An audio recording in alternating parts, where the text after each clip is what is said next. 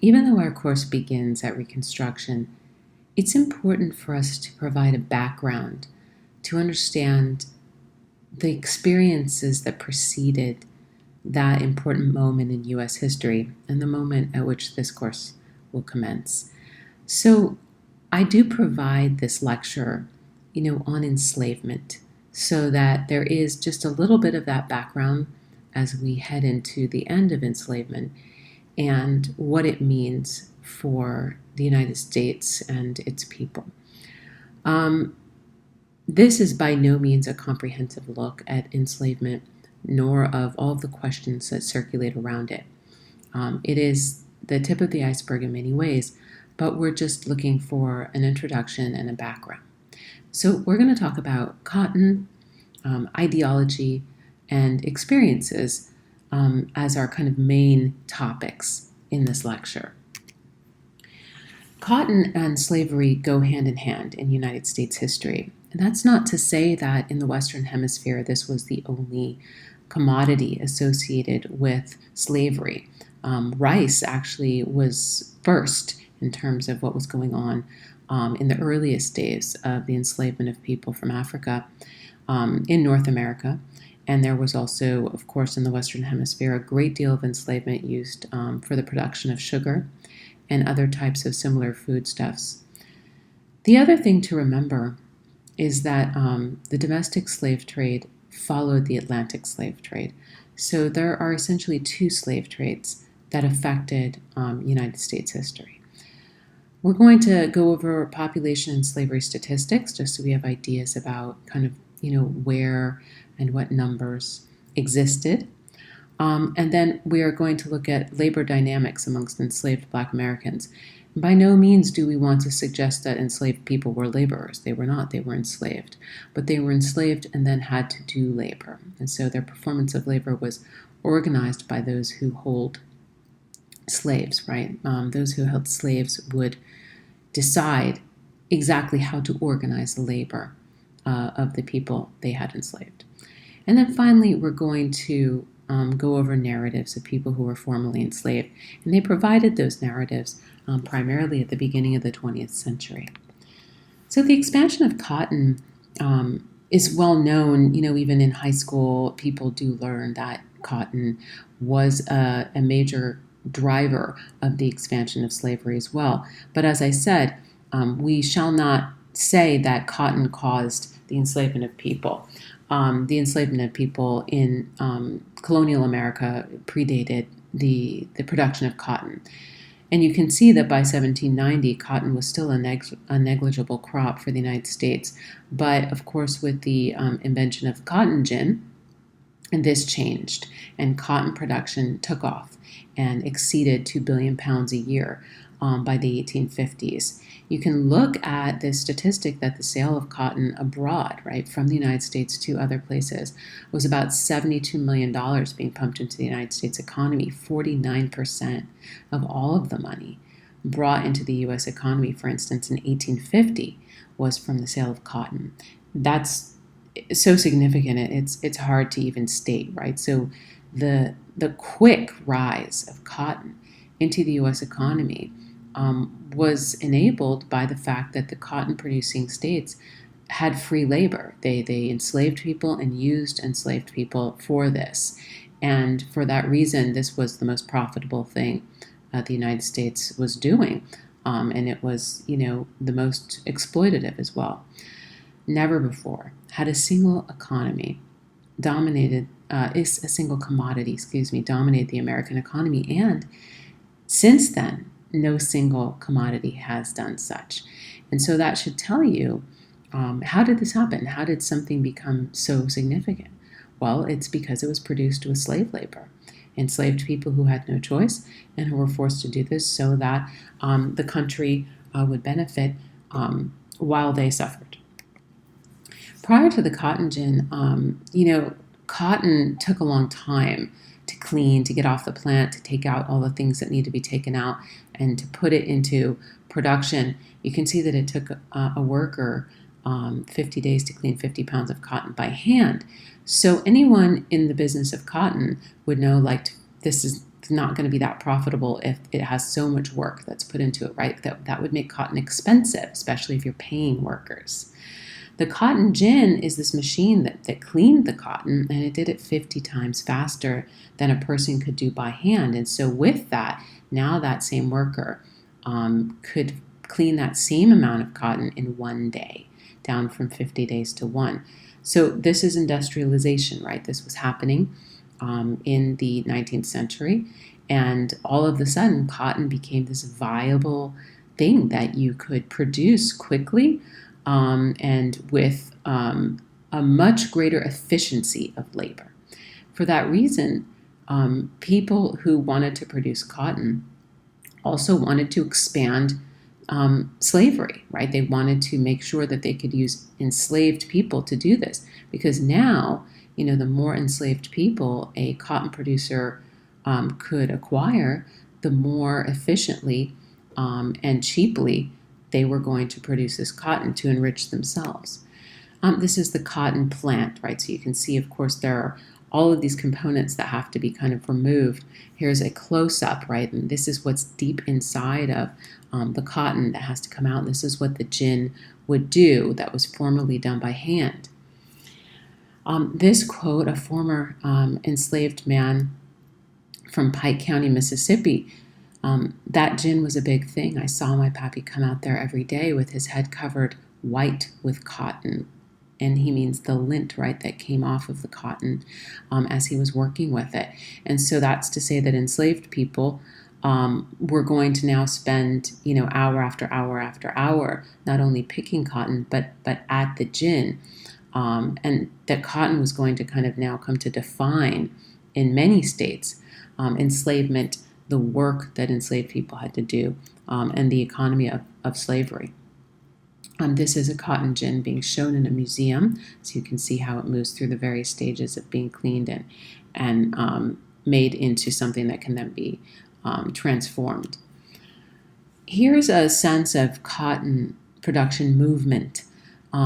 This map shows you through color-coded dots that early on, cotton was being produced in the states that traditionally had enslaved populations of significance and were producing other things like tobacco, rice, and so forth. They introduced cotton, and then you can see that this quickly started to move into what we call the Deep South, right? The states of, for instance, Alabama and Mississippi. And you can see the very, very intense kind of waves of red dots in Mississippi, in Alabama, in Georgia, spreading into Louisiana. And then the final stage, 1860s, cotton production moving into greater areas of those same states, as well as into Arkansas and Texas. And it's important to think about Texas because Texas was the state that kept people in enslavement even longer than the other southern states, and that's why we now have the holiday Juneteenth as a federal holiday to commemorate the true end of slavery, which was when it ended in Texas. Population of the South for the 70 years that we're kind of talking about here up until we get into the era of the Civil War and Reconstruction. It's really interesting to think about the fact that enslaved people made up such huge portions of the population in southern states, and that especially with the internal slave trade and the focus on cotton, this just becomes so noticeable in the 1800s versus in the 1700s. You look at the population by 1860, about 4 million enslaved people versus 8 million free white people. And that is something to consider, that enslaved people were not some type of minority, but a full part of the population as a whole. I have a couple of census images to give you that same sense of the spread of slavery. Now, you'll recall that slavery was a big, debated issue at the time that the United States became a country, with, of course, disagreements between non-slaveholding states and slaveholding states as to where and how it should be legal. And one of the things that was decided was that trading in slaves, the slave trade would stop in 1808, and that no longer would the United States purchase enslaved people from abroad. What that did then was expand the definition of really who was an enslaved person in the United States, making it so that the enslaved population of the United States would now be the source of all future enslaved people. And that is how the United States came to develop its own particular definition of what it means to be Black. The definition of Blackness in the United States is not the same as that definition in other countries, like, for instance, Brazil, or in France, or in parts of Africa, or in any other country in the world. Ours is based on the fact that in order for the South to enslave as many people as possible, it needed to make sure that as many people were considered Black as possible.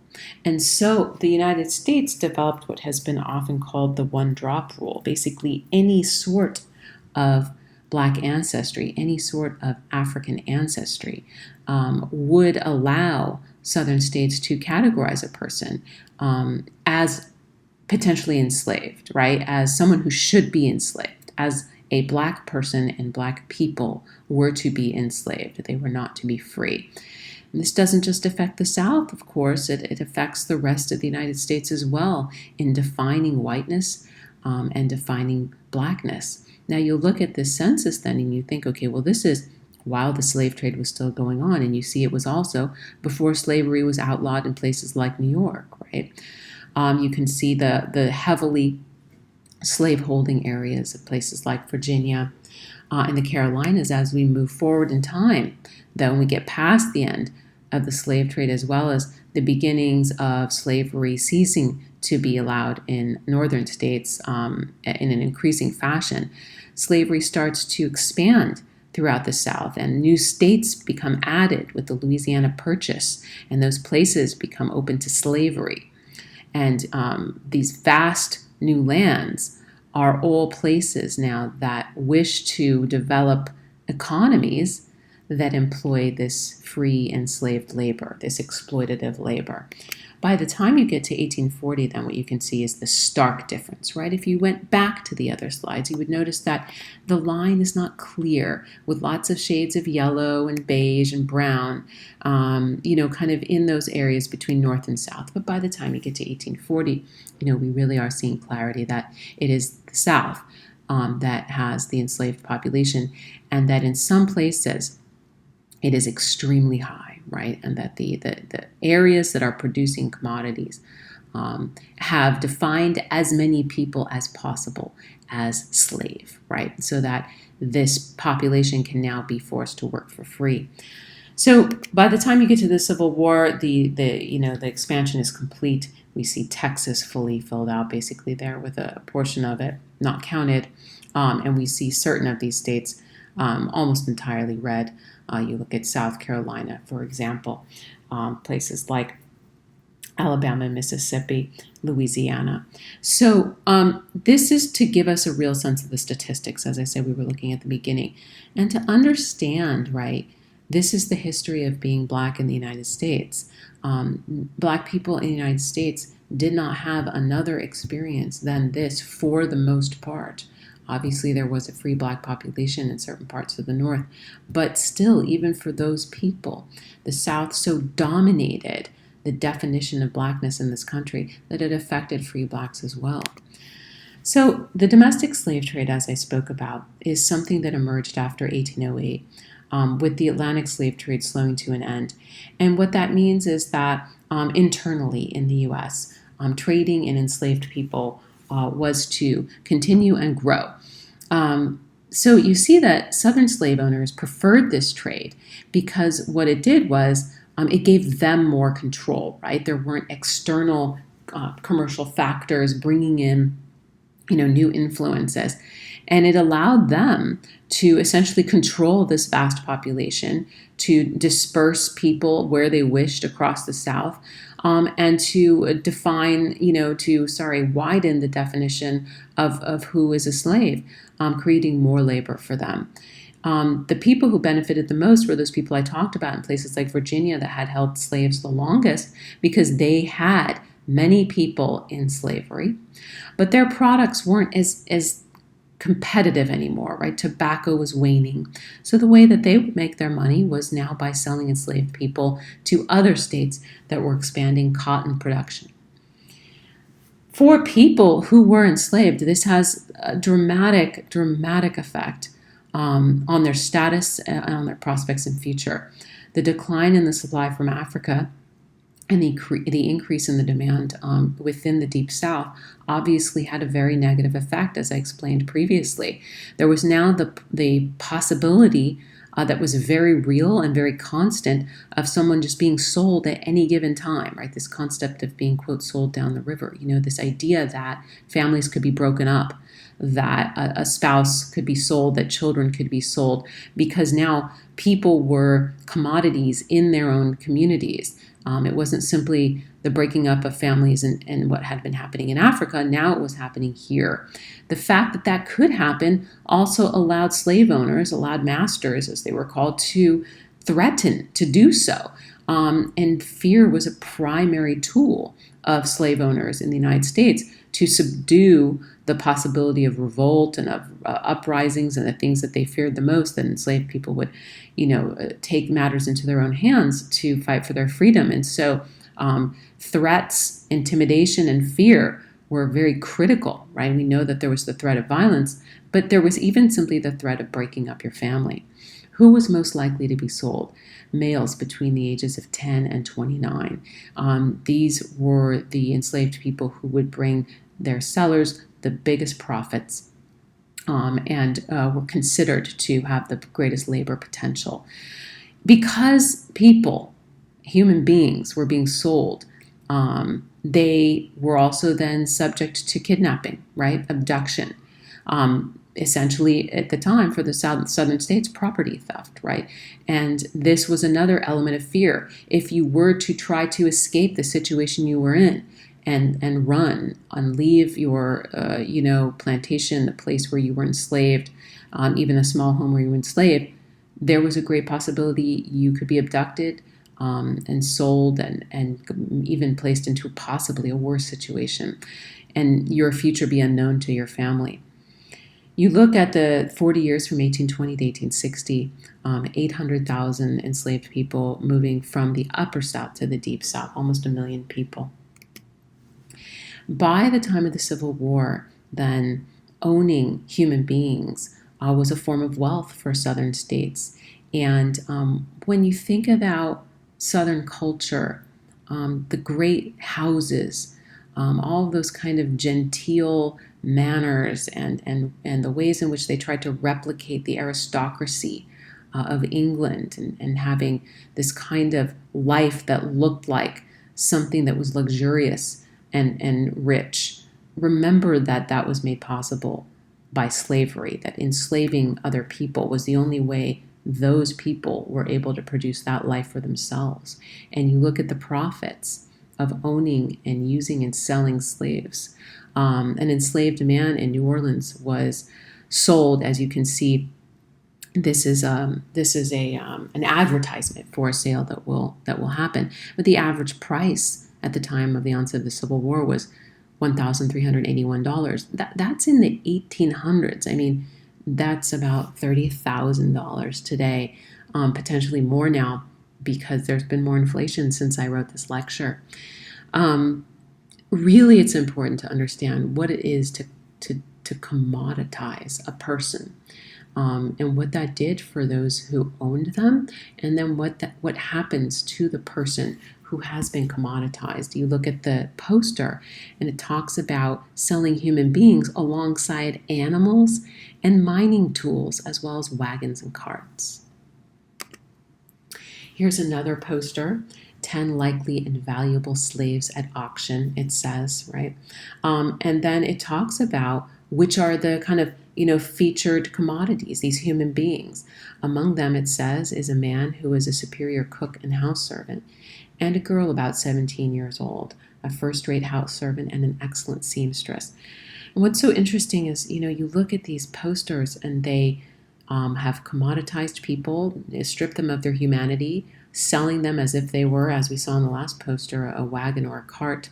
And yet there's the tension with the fact that they admit that there are skills, that there are qualities, right? That a person can be skilled at something and doing something well becomes something you advertise about them, and yet they're not treated as a human being. There's always this tension in slaveholding between the treatment of an enslaved person as a person when it's convenient to the slaveholder, and then not as a person for the rest of the time. Enslaved people as a percentage of the total population of states dramatically rises, and then this is also something for you to be able to compare states to understand kind of which states had the greatest percentage. Now, if you look at South Carolina, which I pointed to in a previous image, by 1860, enslaved people made up more of the total population of that state than not enslaved people. Mississippi, the same thing. And then you have a couple of states that come very close: Alabama, Louisiana, and Georgia and Florida. And then there are a full range of states by which, a full third of the population was enslaved: North Carolina, Texas, Virginia, and then Arkansas with a quarter of people enslaved. It is significant to look at then how these states are dominated by a population which is actually, the minority. Whereas in a place like South Carolina or Mississippi, the majority are enslaved, and had those people not been enslaved, right, they would be the voting bloc. They would control, the state politically. Very dark green in this image is 10,000 or more people in slavery. This is divided up by county, and so it's just another visual way to look at the exact same thing we were just looking at, to show you the counties that very heavily held people in enslavement by 1860. Slaveholding patterns, then, is a different type of statistic. It's a statistic that tells you kind of, people who were in slavery, what type of setting were they in. And I think a lot of people tend to believe that most people in slavery were on like these huge plantations, right? And that's not really the reality. You notice that most people in slavery lived in a situation in which they would have been in a greater proximity with the slaveholder, and really only with 1 to 5 other enslaved people. And in fact, since we're counting that person, they would be with 0 to 4 other enslaved people. And that's important, right? Because it's important to remember that there is a kind of strange assumption and mythology within maybe American culture that Black people had, this big kind of space to themselves on the plantation where Black life played out. But that isn't true, right? Enslavement is the stripping of your community altogether in many ways. And although Black people devised a way to survive and developed a vibrant culture as well as a great resilience, it was not the majority of people who lived in such an environment that they had many, many other enslaved people around them to create any form of solidarity. If you look at the number of people in slavery on this, right, they're mostly living in situations that that involved a small number of enslaved people, right? And so this is something that we want to consider. How many households held 1 to 5 enslaved people in Alabama? Well, about 16,390 households held 1 to 5 enslaved people. So that means that those people who were enslaved were in very close proximity, with their slave owner, which in many ways makes it very difficult to establish anything outside of what that slave owner defines, right? and also cuts off contact with other people who are in a similar situation with you. So a total in the South of about 216,269 households or slave-owning situations held this small number of slaves. Then you have the numbers, of course, dramatically drop. How many held 100 to 499 enslaved people, 2,341, and then how many situations were actually like a massive slaveholding enterprise of more than 500 slaves in a situation by one slaveholder, only 22, right?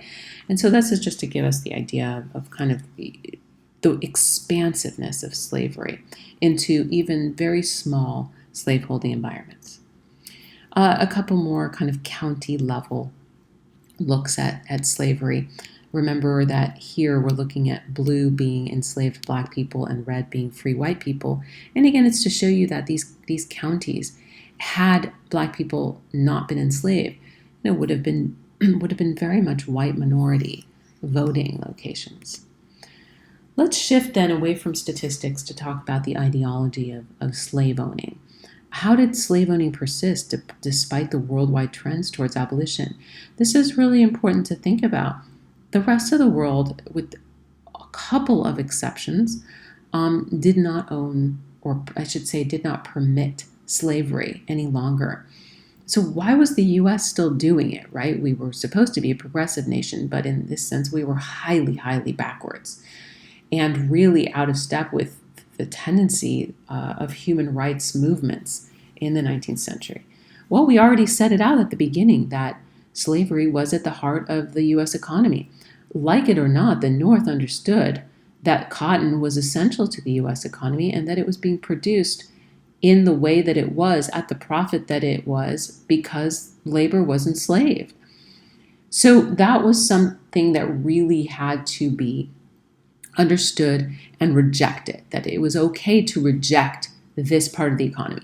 Slavery, if it were to fall apart, would mean that cotton also would cease to be that dominant. And that is exactly what happened, right? That's not to say it wasn't produced anymore, but this is how it was produced. And so if slavery were to end, what would those states do? What would their people do? What work would they do? What would they produce? Slave owners used biblical texts as justifications for slavery. You can imagine that they would do this, right? Very much looking for a moral justification. Wrong-headed as it was, this is what they did. Slave owners also tried to turn to the American discourse on rights to justify slavery, right? And so they turned those concepts of rights that we have as Americans on their head, trying to make it seem like essentially property rights and individual rights gave them the right to own other people who, I guess had no rights, right, by that logic. And that's why we talk about it being turned on its head. Slave owners finally also use something called paternalism, which we'll explain. It's a kind of concept that would suggest that for some reason slavery was good for enslaved people. The ideology in biblical texts that slave owners used was dubious at best. It's important to remember that the Bible, which is a historical document written by peoples in ancient times and then during antiquity, was couched in its own context and in many ways revealed things that were going on in those times to those peoples, but also, was to provide guidance for behavior for people during those times. Now, in the 19th century, people were interested in the Bible as a kind of form of study in new ways. There were a lot of new religious sects. There were new religious forms of, the new forms of religious scholarship. There were religious revivals. And because Southern slave owners owned enslaved people, of course, they needed the Bible to condone it because they were Christians. And if the Bible somehow said it was wrong, right, then it would be a major sin. The Bible does say it's wrong, to be honest, but that wasn't important to slave owners because they were going to just seek to justify slavery. And so, they looked for passages that would very specifically say, like, it's okay to own someone in slavery. There aren't very many of those, by the way. And of course, those are really referring to historical contexts in which slavery looked nothing like the slavery of the United States. In most of human history, up until the Atlantic slave trade, slavery was something that could happen to a person. You could also find that people entered and exited slavery. For instance, debt slavery. Someone falls into debt, becomes enslaved, and then eventually is freed from that debt and is no longer enslaved or buys their way out of it. Prisoners of war became enslaved. There was no racial or ethnic attachment to being enslaved in most cases, and certainly no attachment, specifically as there was in the United States, to blackness and enslavement. Now, slave owners, though, needed the Bible to, justify them so that they could do this and say, well, we're not sinners. And by the way, the highest document that we have, this Bible, right, says that it's something to do. So we're doing this because the Bible tells us to. Obviously, they ignored all of the things we're saying about why the Bible doesn't really say this, and abolitionists were quick to point that out and say, listen, there is no such thing as a biblical case for slavery. In fact, that exact same Bible tells you that what you're doing is wrong. So, using a religious document to try to justify something someone's doing, of course, right, that people are going to try to do it. They're going to say, well, this is the highest moral document, and I'm going to try to find a way for it to make it seem like what I'm doing is correct. Because who's going to argue against the Bible? But, this is why abolitionists turned to that same document and said, well, but the thing is, right, like, look at all these other passages that tell you how to behave and that tell you what it means to be good to other human beings and the value of human life, and what you're doing is wrong. In terms of rights discourse, there had been a lot of talk about rights, obviously, since the time preceding the American Revolution. And during the Enlightenment. And what slave owners did was kind of try to draw on that discourse, draw on the Enlightenment ideas about rights. And they try to bring it to the level of saying, well, the fact of the matter is that if people are born with natural rights, like just the right to be free just because you're born, well, why has that not been a reality, right? So they tried to kind of use an attempt at like empirical evidence, saying like, well, look at this. It looks like there has been slavery. Ancient Greece and Rome enslaved people. Well, if it was inherent to those civilizations of antiquity, then I guess natural rights don't exist. So they're kind of putting the cart before the horse in many ways there. They also argued that humans are like just unequal to begin with. So maybe those natural rights thing can't be true, right? And of course, this unequal at birth, it doesn't have any evidentiary basis, but this was something that they could do in pointing out difference, right? Like if you see the differences between people, well, that must mean they're unequal. So in all of this kind of attempt, slave owners really wanted to just say, natural rights, there's something that exists in a certain way. And whatever you're born with, that's kind of what you're born into. And, your natural right is to just persist in that state and like, don't change the state that you're in. And so whereas the Enlightenment thinkers are talking about like, well, natural rights are like the rights, the fact that everyone's born with a same set of rights. Slave owners are basically saying that's not true. They also basically talked about the fact that, what is freedom? Can you impose a form of freedom on someone that they don't know or that they've never known, or is not the place where they're supposed to be. And this was an attempt to say, well, like Black people aren't meant to be free. Look at them, they're enslaved. So isn't that their proper place? And isn't it their most natural right and their freest state to just be in that, right? To just be in that place, to be enslaved. These are, of course, all flat attempts at arguments. But remember, slave owners, many of them, were in politics, were, involved in popular discourse, were trying throughout the entire 19th century to defend and maintain slavery. And so, they couldn't just say, well, we like it because it makes us rich. They had to come up with something else. And this is what they were trying to come up with. One of the observers of American society and culture in the 1800s, Alexis de Tocqueville, said, when looking at what was happening in the American South in 1831, slavery brutalizes the Black population and debilitates the white. Man is not meant for servitude.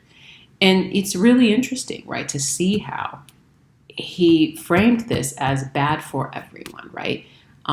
What benefit is there in dehumanizing, brutalizing, exploiting people? Neither can it benefit, obviously, the person that's happening to, nor the person who is doing it. Servitude as a whole, right, is contrary to all the ideas that were at the heart of the French Revolution, and that were supposed to have been at the heart, in many ways, of the American Revolution, which had not been complete since it did not eliminate slavery. So we already talked about the ideology in economics. I don't want to go into it very much. This slide is just there to remind us that cotton was integral, that it was international, that even the North needed it because that's where the cotton was milled and produced after it had been farmed and shipped. That even Europeans needed it because our cotton was going into their factories, in Britain's Industrial Revolution. And that, most interestingly, there was this weird argument that slave owners had that, they were kind of taking care of enslaved people because enslaved people didn't need to worry about being paid. So if wages dropped or if there was unemployment, it wouldn't affect the slave, which is, of course, preposterous at best. That person isn't affected by anything because they're a piece of property. It can't even make their own decisions. But, again, we talked about this tension between treating enslaved people like humans when it was convenient to the slave owner and then dehumanizing them for the entire rest of the time. This is an image of just a kind of standard notion of, a larger farm that would have held enslaved people. And the idea that, remember, a plantation, right, a slave owning farm was a business, right? It's not just someone's house. It's an economic entity in which the existence of and production of slaves is integral. Now, the last thing that slave owners kind of used in their attempt to defend slavery was paternalism. Paternalism held that masters took care of their slaves and were personally attached to them. Paternalism, the pater, right, the father. It was the notion that the slave owner was the head of household and all of the enslaved people were like his family. They were in his care. So it was the idea that they got everything from him. That, he fed them and housed them, provided them medical care.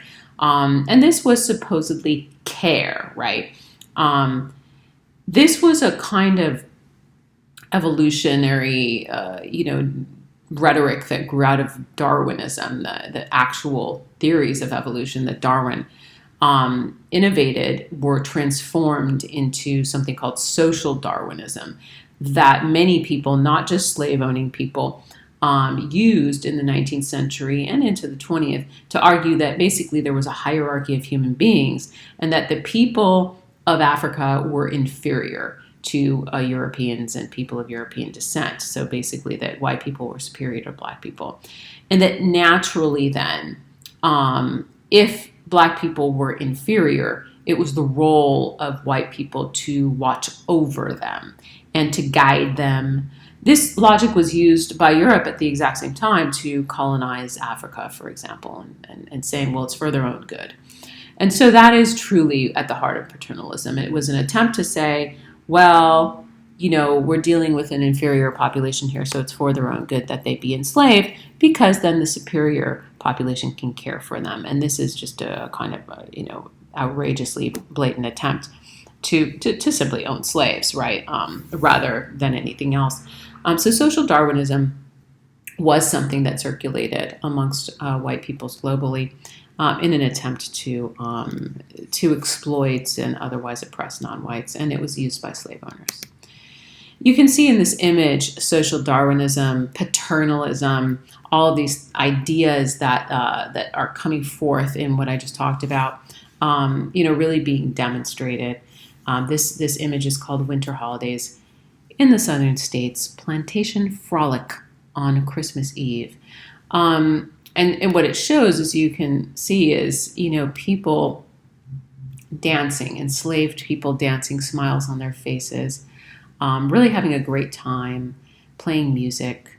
And then in the background, you have the slave owners, right? The white family looking on, well-dressed, dressed much differently than the enslaved people, as if they were watching kind of, a bunch of school children at play, and knowingly they've come out in front of the slave quarters, with their own great house in the background. So this is like the moment where they just come to see their happy enslaved population, enjoying a holiday. And this is how, slave owners wanted to be seen, right? They wanted this to be the image projected of their ownership of other human beings. And of course, this is, this is false. This is a fable that was told to try to forward the paternalistic ideology. Again, another map of a typical cotton plantation to give you the notion of kind of the real division between where whites and blacks lived, as well as the fact that everything associated with enslavement was associated with the work and with the production, right? Slave quarters are near the gin and near the fields, and not far from the barn, and there's an overseer there, right? These are not people who are part of the family. So I want to talk about the slave labor system, just so we have an idea of kind of what's going on in a slavery situation, especially in a cotton context. So slave owners had to begin to maximize productivity as cotton really took off, and they organized two different types of systems for slave populations to perform the work. There was the task system and the gang system. The task system is what it sounds like. Each enslaved person was assigned work, and they had to get it done by the end of the day. It could take longer. And assigned work could require several different tasks, and then that amount of work was assigned to a person according to what was called the hand rating, meaning how much labor could that person potentially do. So full hands was the term used for the labor ability of what would have been called a prime-aged enslaved man. You saw that men in their 20s were very, very expensive and considered to be highly productive. Example of the task system would be the day's work for one enslaved person, let's say, was to plow and seed and hoe this particular area of land, and you did not stop until you were done. So this could be implemented on any size of farm, right? So a small farm could implement the system, but also so could a large. The slave gang system was when enslaved people were put into groups. And so obviously this would be something you would find on larger plantations. Groups based on skill and ability, and then this group was responsible for a precise task.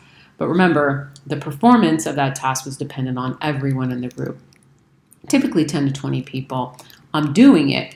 And then the overseer, a slave driver, would drive the gang of enslaved people to do the work using violence the entire time, right? And this is an image you should be familiar with. Generally, we see images like this when we watch movies about slavery.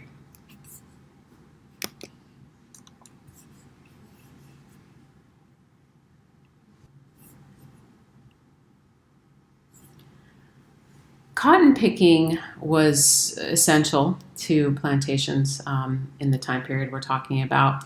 And interestingly, although adult men had a slightly higher productivity, women and children actually performed most of the picking. Collectively, women and children picked the majority of cotton crop every period.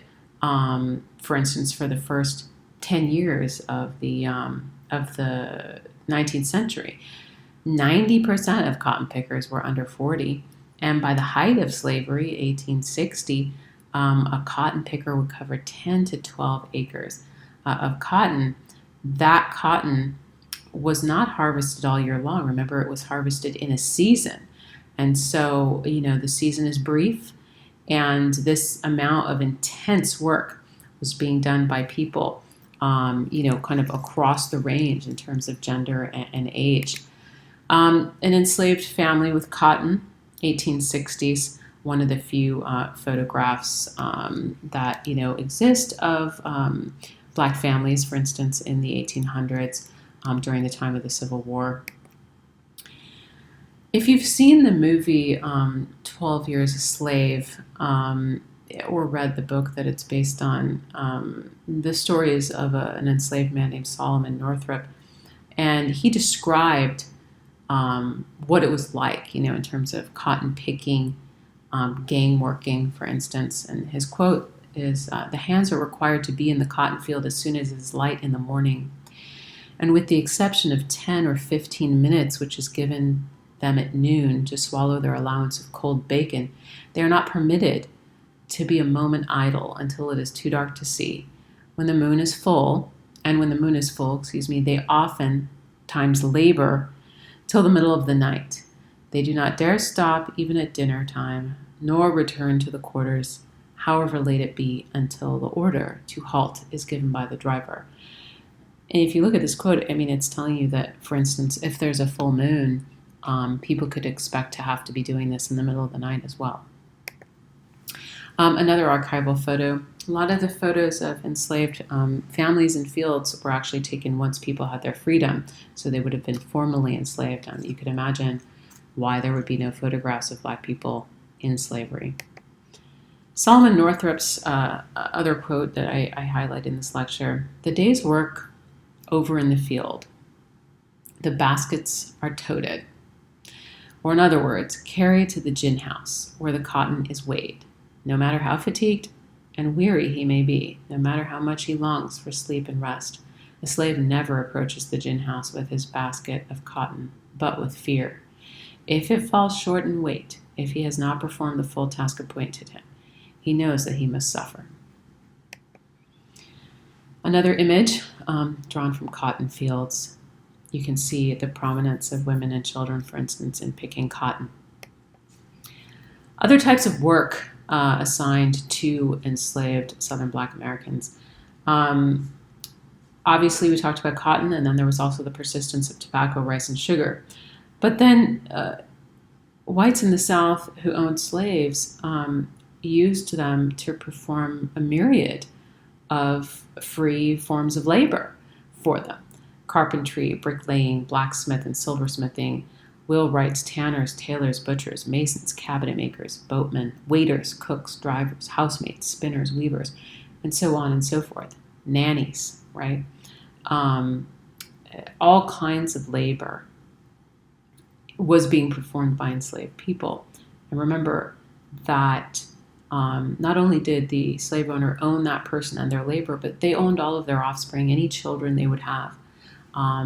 And so this was an economy so tilted away from logic, right? And so tilted away from any form of normal market economic logic that we know today, right? Everything that enslaved people are doing is not being paid, right? It's all free labor, and nothing that they are doing is going to bring them any form of wealth.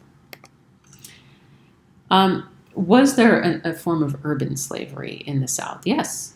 Of course, not as prominent as rural slavery for the reasons that we've explained, but about 500,000 enslaved people lived in southern towns and cities by the 1850s, and they worked in the The textile mills, there were some, ironworks, tobacco factories, laundries, for example, and shipyards if on the coast.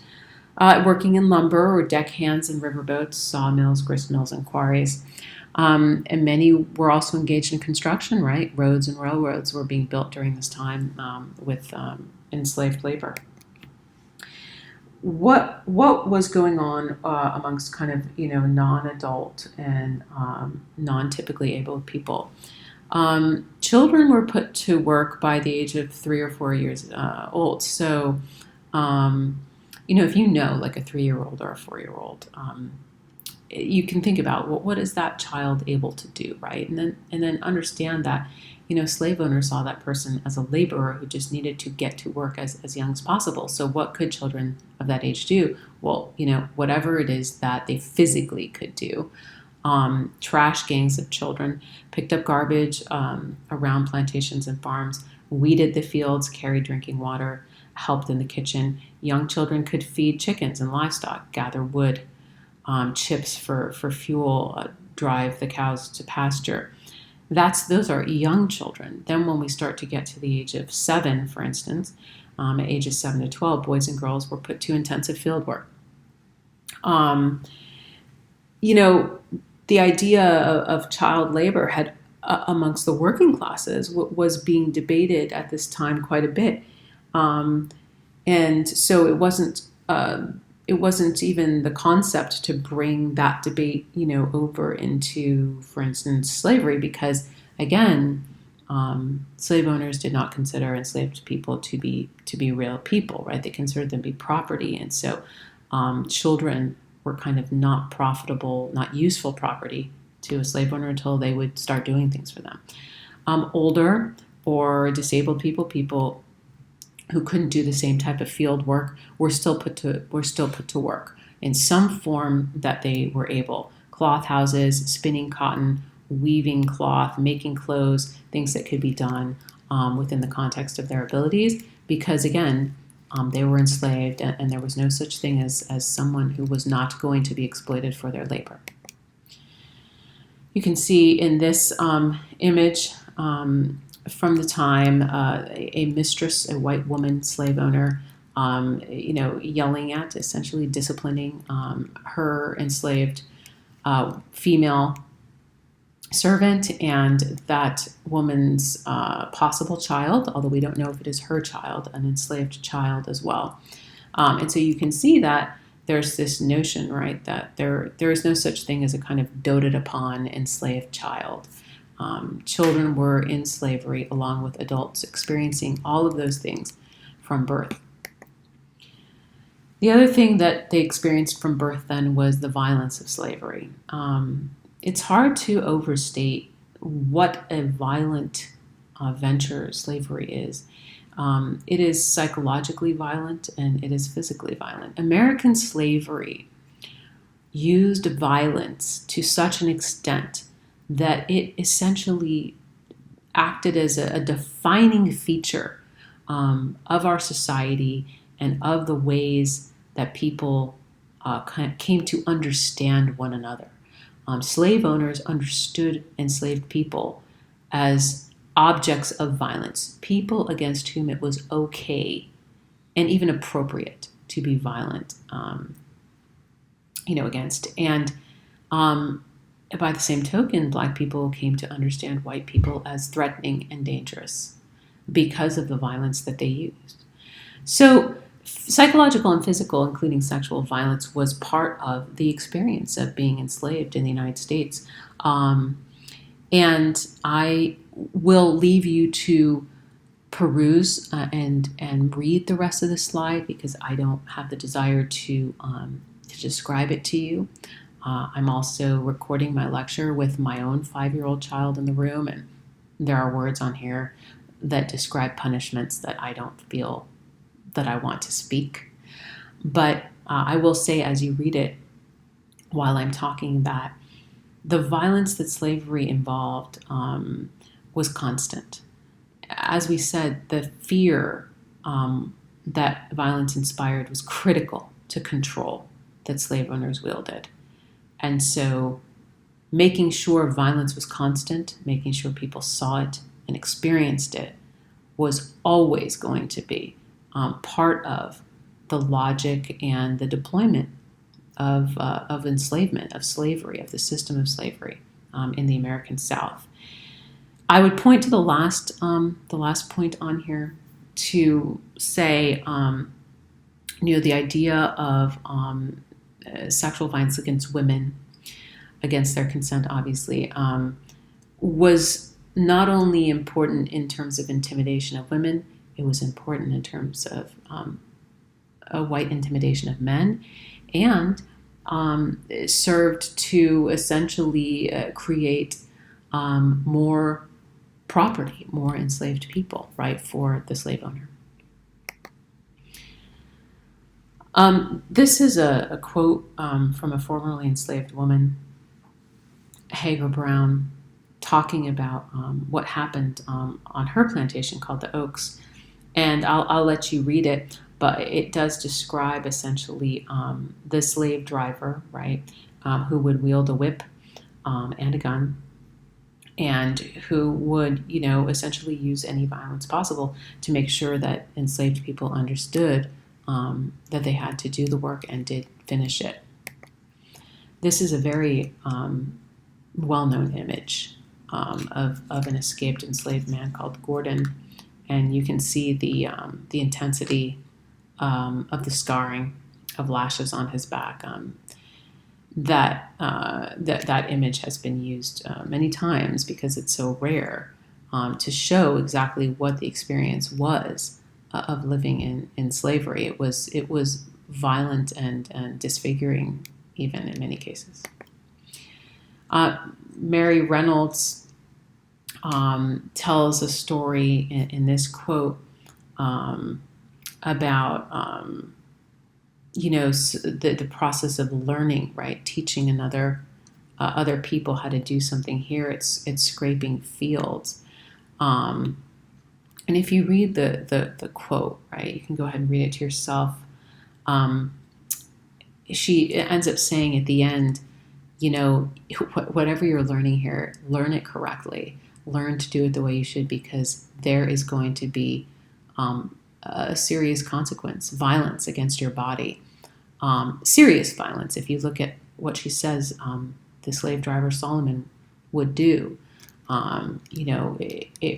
it involves such a degree of violence against a human, right, that you can understand that fear was the tactic being used by slave owners to drive work. Charity Anderson talks about a shift in circumstance, right? Talking about the fact that, she had a situation where there wasn't such violence, that there was actually what she viewed as some sort of kindness. But of course, we understand that there's a limited kindness that can be interpreted when someone owns and uses another human being. But then she also understood that wasn't the norm. If you look at the rest of her quote, it's very graphic. And she talked about, listen, that's not how it was. White people were just simply not like that. And so she talks about, what she says at the end, that she was just basically lucky that her whites just weren't like that. And it's important to remember this then when one thinks about kind of the legacy of distrust, why it would be the case that Black people would come to so deeply not be able to trust whites, when this was kind of the culture of interactions between whites and Blacks in the South for decades. What is the effect then of living in that type of violence? Well, one of the effects is what the person does to cope, right? You think about this psychologically, coping mechanisms. Well, enslaved men and women first understood that what they needed to do was wear a mask of docility, right? To look docile, so that they could cope with the environment of violence and fear, so that, hopefully by looking docile, less violence would be coming their way, right? That could involve even trying to get close to the slave owner hoping that that person would interpret that docility and the attempt of closeness as kind of like affection or loyalty, whatever it is that that white person needed to hear who owned those enslaved people, or feel, I should say, to not, to not use violence. Note that, the fear that they're living in included fear of losing one's own children. That children of enslaved Black women had a mortality rate 5 times higher than the average. And so this was not only just kind of to protect oneself, right? It was also to protect one's children, to teach them to act in this way that makes the slave owner feel secure in their power, so that violence does not happen.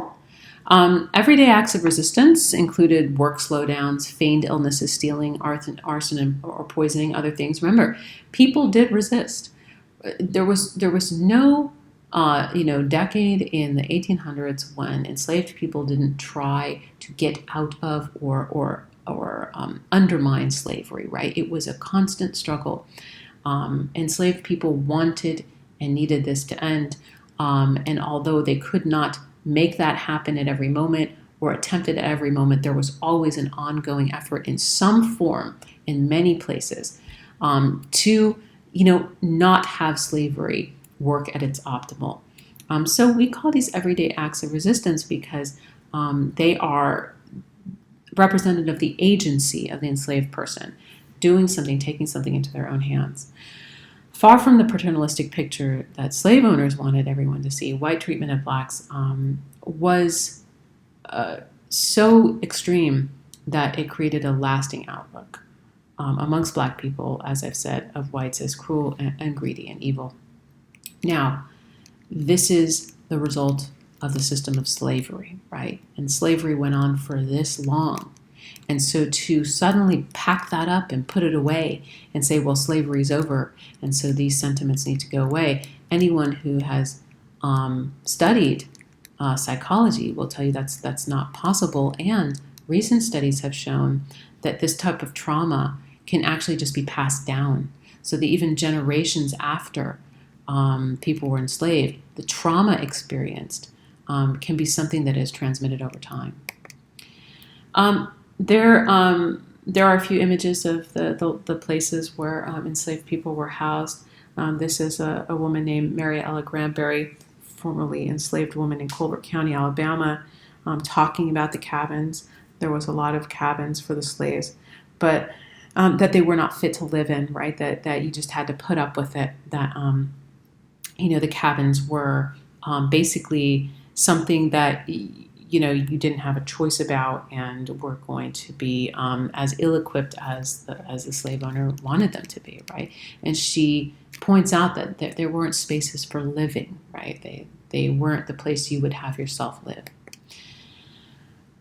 How does anyone survive this? It's the real question, right? How, when you really think about slavery, you start to understand that it requires such resilience, right? That the act of moving through even one day in slavery, much less an entire generation, 2 generations, 3 generations, 4 generations, living in slavery. How does one get through it? And the fact of living through it for that long is a testament to the mechanisms that Black people in this country developed to survive and be able to maintain their families to the best that they can, their sense of self to the best that they could, and their solidarity with one another to the best that they could, right, within these circumstances.